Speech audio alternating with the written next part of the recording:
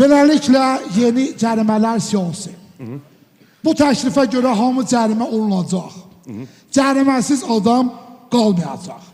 Deməli ki, maşın sürən, sürməyən, yeriyən, oturan, uzanan, nəfəs alan, görən, eşidən cərimə olacaqlar. Başında ağ tük olan, saqqalında ağ tük olan, sinəsində ağ tük olan. Bəli, orada olanda cərimə olacaq. Sonra cərimə olunacaq. Yeyən, içən, çəkən, askıran, öskürən.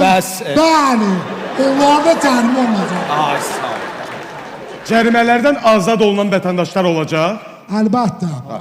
Bütün cərimələrdən aşağıdakı insanlar azaddılar. Diqqətlə qulaq olsun. Azərbaycanın bütün kosmonavtları, dünya çempionu olmuş bütün futbolçularımız,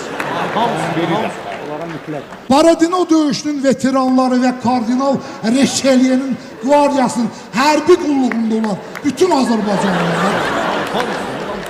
Sonra heyvan saxlayan insanlar da cərimə olunacaqlar. Qoyun saxlayanlar cərimə, İnək saxlayanlar cərimə, pişik saxlayanlarsa cərimə. Bəs it saxlayanlar nə ödəyəcək? Onlarsa ştraf ödəyəcəklər. Onda hamı qaydalara riayət eləyəcək, heç kim cərimə ödəməyəcək. Siz heç də narahat olmayın. İl ərzində heç bir cəriməsi olmayan insanlar da cərimə olunacaq. Sağ olun, minnətdarım, sağ olun.